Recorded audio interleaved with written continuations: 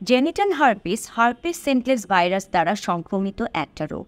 মূলত herpes simplex virus type 2 দিয়ে ইনফেকশনটি বেশি হয়, কিন্তু যেহেতু এখন আমাদের ওরাল সেক্স প্র্যাকটিসও অনেকের রুটিনের ভিতরে আছে, তাই আমরা অনেক সময় হার্পিস সিমপ্লেক্স টাইপ 1 দিয়েও ইনফেকশনটা হতে দেখি। যদি কেউ এই ইনফেকশনটাতে একবার আক্রান্ত হন, তবে বারবার তিনি এই সিমটমটি প্রকাশ করতে পারেন এবং একজনের কাছ থেকে এই ইনফেকশনটি যৌন সংক্রমণের মাধ্যমে অন্যজনের কাছেও যেতে পারে।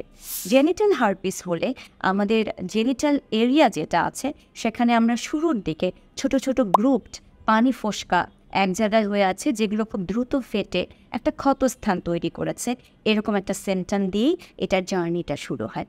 ইনফেকশনটা রিকারেন্ট হতে পারে, কিছুদিন পর পর একই ধরনের সিমটম, প্রচণ্ড বার্নিং হওয়া, অস্বস্তিকর একটা অনুভূতি, এবং যেটা আমাদের নারীদের পার্টিকুলারলি এবং পুরুষের ক্ষেত্রেও তাদের স্বাভাবিক সহবাসের সম্পর্কটাকে ভীষণভাবে ক্ষতিগ্রস্ত করে ফেলতে পারে।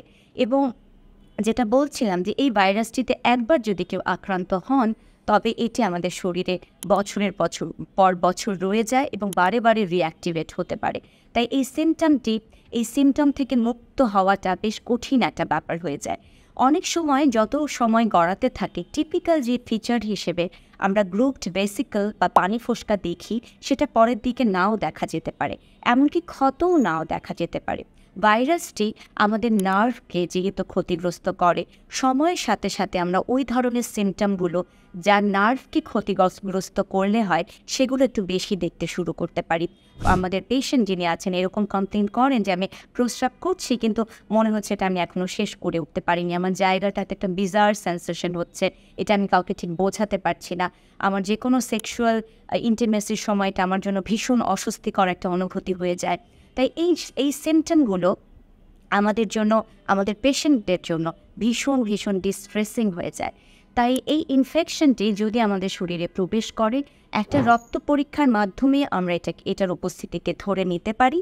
এবং যদি কোনো পেশেন্টের এমন হয় যে বছরে 5 বার বা তার অধিকবার সিমটম অ্যাটাক হচ্ছে, তখন তাকে সাপ্রেসিভ থেরাপি হিসেবে অ্যান্টিভাইরাল প্রোভাইড করতে হয়, যেটা অ্যাসাইক্লোভির বা ভ্যালাসাইক্লোভির দিয়ে আমরা মূলত করে থাকি। এবং জেনিটাল হার্পিস ইনফেকশনটা গর্ভবতী মায়ের জন্য খুবই ইম্পর্ট্যান্ট। এখানে জিনিসটা খুবই জরুরি, ইনফেকশনটাতে শুধু তিনি একা আক্রান্ত নাকি এরই মধ্যে তার পার্টনারও আক্রান্ত হয়েছেন, তার উপর ভিত্তি করে আমাদের অনেকগুলো চিকিৎসার সিদ্ধান্ত নিতে হয়। যদি মাটি গর্ভবতী হয়ে পড়েন, তবে গর্ভাবস্থায় অবশ্যই ইনফেকশনটি নিয়ন্ত্রণে আনার জন্য একজন গাইনোকোলজিস্টের শরণাপন্ন আপনাকে হতে হবে, কারণ এটি আমাদের গর্ভের সন্তানকে আক্রান্ত করতে পারে, বিশেষ করে যখন আমাদের ডেলিভারি সময়টা আসে। তাই আমাদের জন্য জেনিটাল হার্পিস অবশ্যই একটা দীর্ঘমেয়াদী কষ্টদায়ক অনুভূতি। যারা এটাতে আক্রান্ত হচ্ছেন, কষ্টদায়ক একটা রোগ, কিন্তু সঠিক চিকিৎসা এটা আপনাকে ভালো রাখতে পারে।